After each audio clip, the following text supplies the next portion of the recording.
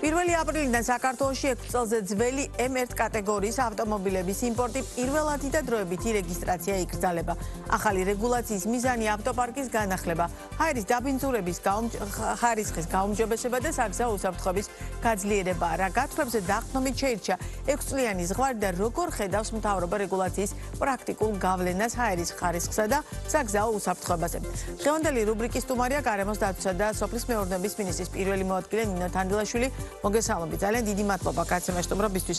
იმდენად მნიშვნელოვან და აქტუალურ თემაზე უნდა ვისაუბროთ, რომელმაც ბოლო დღეების განმავლობაში განსაკუთრებული ინტერესი გამოიწვია და თქვენ ძალიან ბევრჯერ მოგიხდათ ამ საკითხზე კომენტარის გაკეთება, თუმცა მე ვეცდები, რომ მაქსიმალურად დავსვა ის კითხვები, რომელიც ამ საკითხთან მიმართებაში თავად მოქალაქეებს აქვთ, რომელთან ირგვლივ ვართ, დარწმუნებული ვართ, თქვენს ირგვლივ, ჩემს ირგვლივ ძალიან ბევრი საუბრობს. რა მიზანს ემსახურებოდა ეს ინიციატივა? მთავრობას აქვს გაცხადებული, რომ ეს არის ეკოლოგიურად ძალიან მნიშვნელოვანი. მაგალითად, რა სახით გააუმჯობესებს ეკოლოგიას და ჰაერის დაბინძურების ხარისხს რამდენად შეამცირებს, თუ შეგვიძლია ამის დათვლა. ანუ სტატისტიკურად თუ დათვლადია ეს, რომ მაყურებლისთვის თვალსაჩინო იყოს ის სიკეთე, რომელ სიკეთეს მიღებასაც ვარაუდობთ, აი ამ გადაწყვეტილებით, თუ დავუშვათ დათვლადი არ არის, მაშინ რას ეფუძნება მთავრობის ეს გათვლა, რომ ამ გადაწყვეტილებით მაგალითად ეკოლოგიური მდგომარეობა გაუმჯობესდება. კი ბატონო, მივესალმებით თქვენ მაყურებელს, კიდევ ერთხელ მადლობას გიხდით მოწვევისათვის. ნამდვილად ძალიან აქტუალური საკითხია და ნამდვილად დიდი ინტერესია საზოგადოების მხრიდან, ამიტომ დასაწყისში განმარტავ რამოდენიმე საკითხს, რასაც ალბათ ეს ინიციატივა ითვალისწინებს.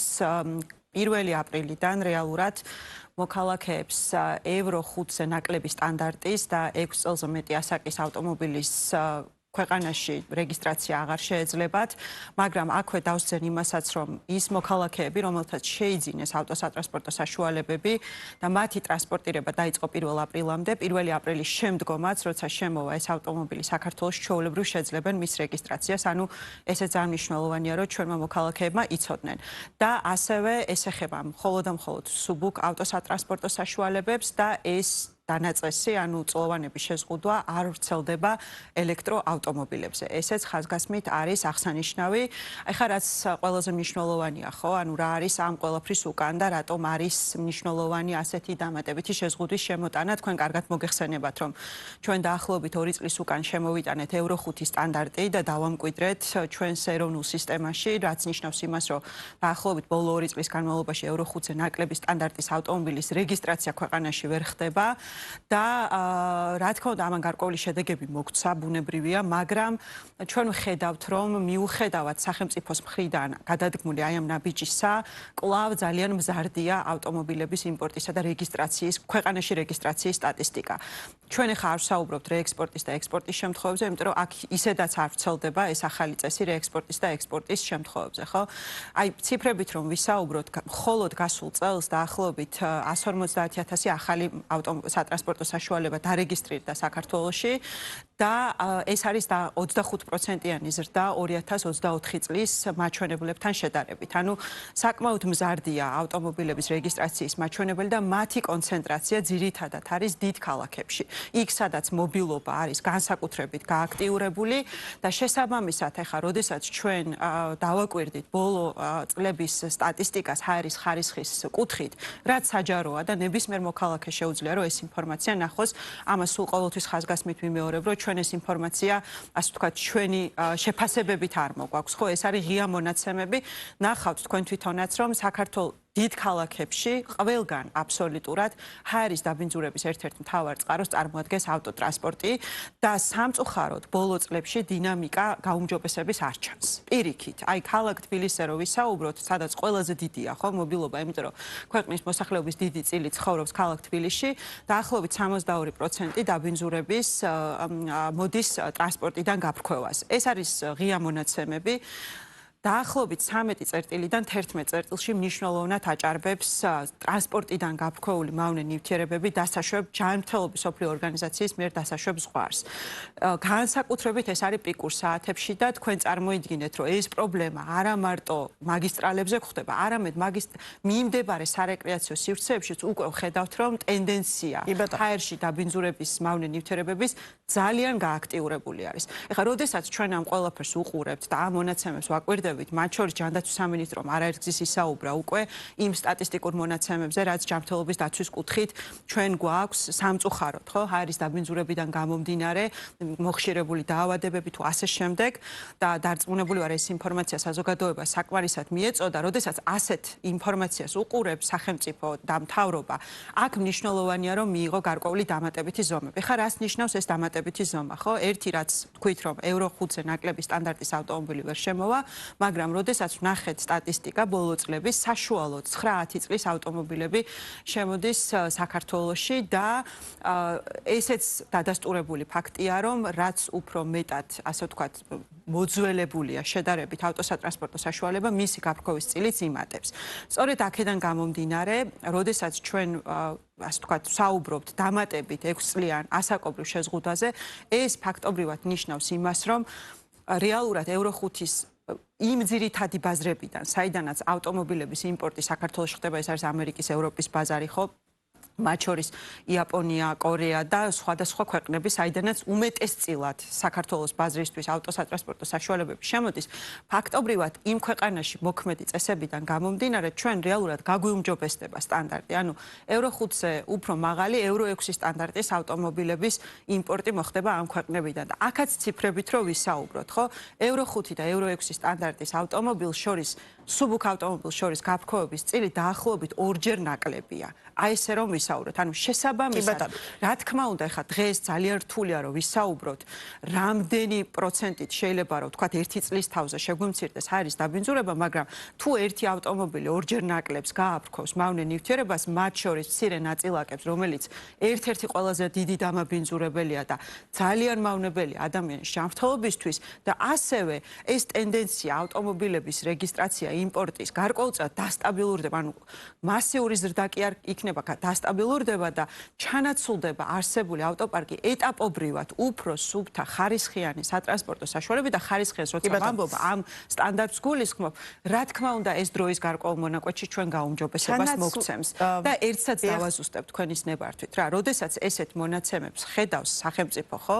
აი აქ რეაგირების გარეშე საკითხის დატოვება არაფრით არ შეიძლება, იმიტომ რომ საბოლოო ჯამში თითოეულ ჩვენგანზე, ჩვენზე, ჩვენი შვილების ჯანმრთელობაზე აისახება ის დაბინძურებული ჰაერი და დღეს თუ არ ვიმოქმედეთ, აი დღეს შეიძლება არ ჩანს ეს ყველაფერი როგორ გავლენას ახდენს ჩვენს ჯანმრთელობაზე, მაგრამ სამწუხაროდ ამას ხატყობს ის სტატისტიკური მონაცემები, რაც ხელმისაწვდომია ასევე ჯანდაცვის სამინისტროს მხრიდან. ამიტომ რეაგირება საჭიროა, დამატებითი შეზღუდვა საჭიროა იმისთვის, რომ სახელმწიფო იყოს ეფექტიანი თავისი ეკოლოგიის დაცვის და გარემოს გაუმჯობესების მივეკუთვნები, რომლისთვის განსაკუთრებული მნიშვნელობა აქვს აი ამ ეკოლოგიური სტანდარტების დაცვას და არაერთხელ გვისაუბრია და ბიზნეს პარტნიორი ამ მიმართულებით მაქსიმალურად ვცდილობთ, რომ რაც შეიძლება მეტი საინფორმაციო კამპანია თუ რაიმე შეიძლება ერქვას, ჩვენ ამ კუთხით ძალიან გამოვრჩევით. მაგრამ შემოდის რამდენიმე მნიშვნელოვანი ნაწილი. არის თუ არა ეს გადაწყვეტილება საკმარისი, ან თუნდაც წინ გადადგმული ნაბიჯი იმისთვის, რომ რეალურად ეს ძალიან მნიშვნელოვანი მიზანი იყოს მიღწეული.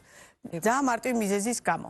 რეალურად დღეს თუ მე ვერ შევიძენ პირობითად საქართველოს მოქალაქის და ის კატეგორია რომელიც ყიდულობდა 6 წელზე მაღალი მეტი ასაკის ავტომობილს დაუშვათ საზღვარგარეთ და ვერ შემოიყვანს ის ამ ავტომობილის გარეშე სავარაუდოდ მაინც არ დარჩება და ამ ავტომობილის შეძენა მოუწევს ადგილობრივ ბაზარს. ადგილობრივ ბაზარზე ეს ავტომობილები ისედაც არსებობენ და შესაბამისად თუ ადგილზე ვიყიდი და ეკოლოგიურ ხარისხის გაუმჯობესებას, ანუ დაბინძურების პრობლემას მე მაინც ვერ ხსნი, ხო? ანუ შესაბამისად ადგილობრივად ის თუნდაც 150.000 ავტომობილი, რომელიც თქვენ ახლა ახსენეთ, გასულ წელს შემოსული, კვლავაც ამ ბაზარზე რჩება. ანუ ამ შემთხვევაში დამატებით შესაძლოა აღარ შემოვიდეს, მაგრამ ადგილობრივ მდგომარეობას ეს მაინც არ აუმჯობესებს. ეს საშუალოვადიან პერიოდში რაიმე კონკრეტულ გადაწყვეტილებას რამდენად ან ხელშესახებს, ან მოკლევადიანში რამდენად რეალურად დაინახავთ თქვენ და ჩვენ საქართველოს მოქალაქეები, რომლითაც ძალიან მნიშვნელოვანია ეს ფაქტორი, თუმცა ავტომობილის გარეშე ადამიანთა დიდი ნაწილი ალბათ სავარაუდოდ მაინც არ დარჩება, რადგან ვისაც აქვს ამის სურვილი, რომ იყიდოს ავტომობილი, გზას ყველა შემთხვევაში მონახავს. კი ბატონო, ძალიან მნიშვნელოვანი საკითხი არის, რა თქმა უნდა, ეხლა მე ტყუილად არ ვახსენე გასული წლის სტატისტიკა, ხო? ანუ ყოველი ახალი 160.000 ავტომობილი ნიშნავს ახალ გაფრქვევას, რომელიც ემატება ყოველწლიურად იმ საერთო გაფრქვევების წილს, რაც ქვეყანას აქვს სამწუხაროდ სატრანსპორტო სექტორიდან, ხო? ამიტომ ეხლა, როდესაც აქ არის საუბარი, აქ რა თქმა უნდა კომპლექსური მიდგომა საჭირო და უნდა ჩამოვთვალო აუცილებლად ის ღონისძიებები, რაც ბოლო წლებში სახელმწიფომ გაატარა ამ კუთხით. ერთი რაც მნიშვნელოვანი აღინიშნოს, ეს არის საწვავის ხარისხი. ხო, ხშირად დაისმის კითხვა ამ საკითხზე და მინდა ვთქვა, რომ დღეს ქვეყანაში გვაქვს ევრო 5 სტანდარტის საწვავის ხარისხი ბენზინის და დიზელის და ყოველწლიურად ჩვენი სამინისტროს გარემოსდაცვის და ზედამხედველობის დეპარტამენტი აკონტროლებს საწვავის ხარისხს და თქვენ იცით ამის შედეგები ღია არის, საჯაროა და საზოგადოებას ვაწვდით წელიწადში ორჯერ ხდება ინტენსიური შემოწმება. ამიტომ ეს ერთი კომპლექსური ღონისძიება ბების ნაწილი. მეორე ძალიან მნიშვნელოვანი არის რა თქმა უნდა ტექდათვალიერების სისტემა, რომელიც აღდგა, რომელსაც შეიძლება რაღაც გარკვეული ხარვეზები აქვს, მაგრამ ყოველ შემთხვევაში ეს არის ერთ-ერთი მექანიზმი იმისა, რომ ის სტანდარტი, რაც ეროვნულ დონეზე დადგენილი არის გაფრქვევებისთვის ავტომობილების, აი ტექდათვალიერების სისტემა საბოლოო ჯამში ამ ყველაფერს აქცევს გარკვეული რეგულირების ქვეშ. ხო ესეა. ასევე დიდ ქალაქებში, თბილისში, ქუთაისში, ფოთში, ზედამხედველობის სისტემა, სადაც ჩვენ ღია წესით ვაკონტროლებთ გამონაბოლქვს და თუ არის, თქვათ, მუქი ფერის გამონაბოლქვი, ასეთ სატრანსპორტო საშუალებები ექვემდებარებიან დაჯარიმებას, სპეცსადგომზე გადაყვანას, შესაბამისად ხელახალ ტექინსპექტირებას და ასე შემდეგ, ხო? ანუ ეს არის იმ კომპლექსურ ღონისძიებათა ერთობლიობა, რომელსაც სახელმწიფო უკვე წლების განმავლობაში დავიწყეთ და ეტაპობრივად ვახორციელებთ და პლუს ამას კიდევ დაემატება ეს დამატებითი, ასე ვთქვათ, ახალი შეზღუდვა, რომელიც გათვალისწინებულია ავტომობილების წყლოვანებასთან. რა თქმა უნდა, შიდა, ასე ვთქვათ, გაყიდვა სატრანსპორტო საშუალებების იქნება, იმიტომ რომ ეს ახალი რეგულაცია ქვეყანაში უკვე რეგისტრირებულ სატრანსპორტო საშუალებებს არ შეეხება, ხო? ამაზე ჩვენ არაერთგზის აღნიშნეთ და ამას რა თქმა უნდა ჩვენ არც ვზღუდავთ, მაგრამ მინიმუმ იმ მასშტაბითა და რაოდენობით ახალი მობილობის პირობებში ახალი სატრანსპორტო საშუალებები იმ მასშტაბით და რაოდენობით აღარ იქნება და ელემენტარულად ეხლა ეკოლოგიას რო თავი დავანებოთ, ხო?